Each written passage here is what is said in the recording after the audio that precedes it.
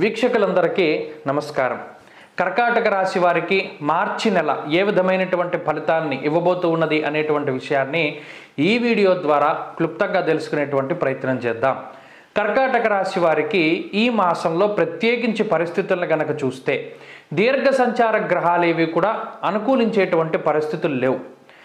గురుగ్రహం దశమ కేంద్రంలో బలశూన్యమైనటువంటి గ్రహంగా ఆయన కర్మహీనతని కలగజేస్తూ ఉన్నాడు. అంటే ఏంటి, ఎక్కువ పై స్థాయిలో ఉండేటువంటి ఉద్యోగస్తులు ప్రమోషన్ కాకుండా డిమోషన్ కిందకు వచ్చేస్తూ ఉండడం, ఆకస్మికంగా ఉద్యోగం లేకపోవడము, లేదా ఉద్యోగం పోతుందేమో అనేటువంటి భయాన్ని కలగజేయడం లాంటి విషయాలన్నీ కూడా గురువు చేస్తూ ఉంటారు.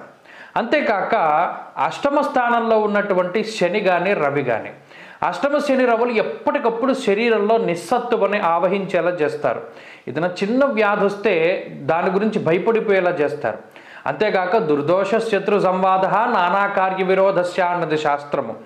ఏ పని చెయ్యండి అది మధ్యలో ఆగిపోతుంది, లేదా ఆరంభ సూరత్వము అంటారు. అంటే ఒక పనిని చాలా గొప్పగా ప్రారంభం చేస్తారు, అబ్బో గొప్ప ఆర్భాటం చేస్తారు, కానీ అది ఇతరులను నమ్ముకుని ముందుకు వెళ్ళడం ద్వారానో లేదా సరైనటువంటి అవగాహన లేకపోవడం వల్ల ఆ పని పూర్తి స్థాయిలో మీరు పూర్తి చేయలేకపోతారు. అష్టమంలో శని రవులు ఎప్పటికప్పుడు ఆకస్మికమైనటువంటి ప్రమాదాలను కలగజేస్తూ ఉంటారు. అయితే ఈ మాసంలో ఒక మంచి విషయం ఏమిటి అంటే అష్టమ రవి యొక్క దోషం తొలగిపోయినది. మరి అదే టైంలో ప్యారలల్గా అష్టమ కుజుని యొక్క దోషం వస్తుంది. అనగా ఈ మాసంలో 8వ స్థానంలో ఎప్పటికప్పుడు 2 క్రూర గ్రహాలు ఉన్నాయి. అయితే మార్చి 14వ తారీఖు వరకు శని రవుల కాంబినేషను, మార్చి 15 నుండి శని కుజుల కాంబినేషను. ఇందులో 2 చాలా ప్రమాదకరమైనటువంటి విషయాలే. కాబట్టి ఈ మార్చి నెలంతా కూడా కర్కాటక రాశి వారు ప్రయాణాలు చేసేటప్పుడు చాలా జాగ్రత్తగా ఉండాలి. అంతేకాక కోపం చాలా ఎక్కువగా ఉంటుంది. కోపంలో ఎట్టి పరిస్థితుల్లోనూ నిర్ణయం తీసుకోకూడదు. ఒక బలమైనటువంటి నిర్ణయాన్ని తీసుకోవాల్సి వచ్చినప్పుడు గురువుల యొక్క అనుగ్రహం కోసమై దానికోసం ఎదురు చూస్తూ ఉండడం, గురువు ఏం చెప్తే దాన్ని పాటిస్తూ ఉండడం.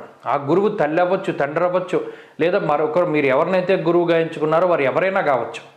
గురువు యొక్క అనుగ్రహంతోనే ముందుకు వెళ్ళాలి. అది ఫస్ట్ పాయింట్. ఇక కోపావేశాలు అంటారు. కోపానికి ఆవేశానికి ఈ నెలలో తావు ఇవ్వకూడదు. ఎప్పుడైతే ఆవేశంతో సాహసోపేతమైన నిర్ణయాలు, సరే ఈ పని ఎలాగైనా మనం ప్రారంభం చేద్దాం, కొంత ముందుకు వెళ్తుంది కదా, మధ్యలో ఎవడైనా సాయం చేస్తాడేమో అనేటువంటి ధోరణిలో మాత్రం ఏ పనిని ప్రారంభం చేయకండి. ఎందుకంటే ఎవరి యొక్క సహాయ సహకారాలు అందవు. సరికదా, నానా కార్య విరోధస్య అనుకున్నాం కదా, ఆ పని మధ్యలోనే ఆగిపోవడానికి అవకాశం ఉంటుంది. కాబట్టి కర్కాటక రాశి వారు స్వశక్తిని నమ్ముకోవాలి. మార్చి నెలలో మీ సొంత తెలివితేటలు, సొంత బలము, లేదా సొంత జ్ఞాపక శక్తి, సొంత ఈ విచక్షణ, మరీ ముఖ్యంగా అనుభవపూర్వకమైనటువంటి జ్ఞానం, వీటన్నింటినీ దగ్గర ఉంచుకుని పనిచేస్తూ ఉండాలి. పరధ్యానంలో అస్సలు ఉండకూడదు. ఏ పని చేస్తున్నారో దాని మీద కాన్సన్ట్రేట్ చేయాలి.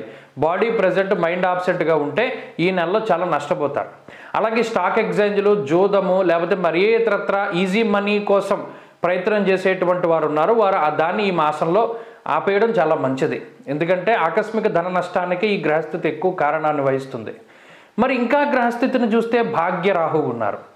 అడపాదడప బుధుడు కానీ శుక్రుడు కానీ కొన్ని సందర్భాల్లో అనుకూలించినా కూడా దానివల్ల ఏమవుతుందంటే జీవితం కొంత సాఫీగా వెళ్తుంది. అనగా ఈ మాసంలో మరింత మనం ఫలితాలను లోతుగా పరిశీలన చేసినప్పుడు భూమికి సంబంధించినటువంటి లావాదేవీలు వెనక్కి వెళుతూ ఉంటాయి. అలాగే వాహనాలకి సంబంధించిన లావాదేవీలు వెనక్కి వెళుతూ ఉంటాయి.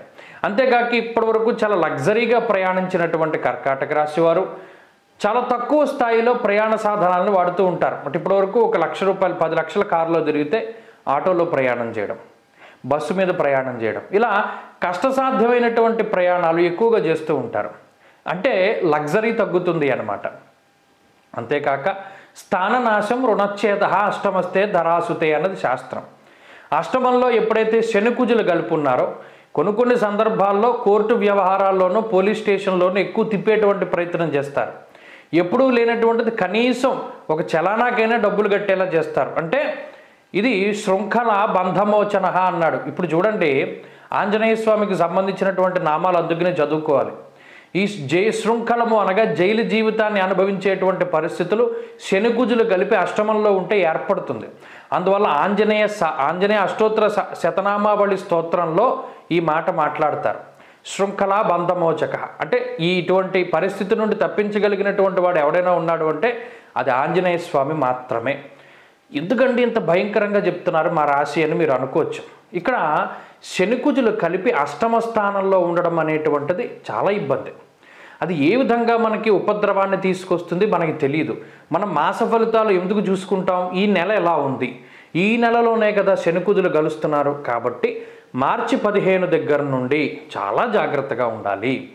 ఆరోగ్యం పట్ల జాగ్రత్తగా ఉండాలి, అప్పులు చేసేటప్పుడు జాగ్రత్తగా ఉండాలి, అలాగే తప్పు చేసేటప్పుడు కూడా చాలా జాగ్రత్త. తెలిసి తప్పు చేస్తే ఖచ్చితంగా ఈ శని కుజ కాంబినేషన్ తీసుకెళ్ళి మనల్ని లోపలేసేస్తారు. ఇలా ప్రతి పనిలోనూ అతి జాగ్రత్తగా ఉండడం చెప్పదగినటువంటి సూచన. మరి ఏంటంటే దీని నుండి ఎలా బయటపడతాం ఈ మాసంలో అంటే, ఇందాక చెప్పుకున్నట్టు ఆంజనేయ ఆరాధన ఎంత చేస్తే అంత మంచిది. సుందరాకాండ పారాయణ క్రమం తప్పకుండా చేస్తూ ఉండాలి. అనగా మంగళవారం నాడు మొదలుపెట్టి శనివారానికి పూర్తి చేసి ఆంజనేయ స్వామికి అప్పాలు నైవేద్యం పెట్టి శనివారం నాడు వాటిని ఆంజనేయ స్వామి గుళ్ళో ఇస్తూ ఉండాలి. అలా ఇవ్వగలిగితే ఈ అష్టమ శనికుజుల యొక్క దోషం నుండి బయటపడగలుగుతారు. అలాగే ఈ మాసంలో ఏది కొత్తగా ప్రారంభం చేయకూడదు. ఏది నడుస్తుందో దానే నడవనివ్వాలి. ఉద్యోగం చేస్తుండేవాళ్ళు ఉద్యోగం, వ్యాపారం చేస్తుండేవాళ్ళు వ్యాపారం, అంతేగాని సాహసోపేతమైన నిర్ణయాలేమీ కూడా తీసుకోకూడదు. ఇలా జాగ్రత్త చర్యలు పాటించగలిగితే కర్కాటక రాశి వారు ఈ కొంత గడ్డు కాలం నుండి బయటపడతారు. ఇది బయటపడ్డ వెంటనే గురుబలం వస్తుంది కాబట్టి ఇది చివరి మాసం కాబట్టి కొంత ఇబ్బంది పడేటువంటి దానిలో జాగ్రత్తగా ఉండగలిగితే చక్కటి ఫలితాలను మనం ఖచ్చితంగా ఆశించవచ్చును. అలాగే ఈ మాసంలో ఆంజనేయ స్వామి సింధూరాన్ని ఖచ్చితంగా ధరించండి. స్వస్తి.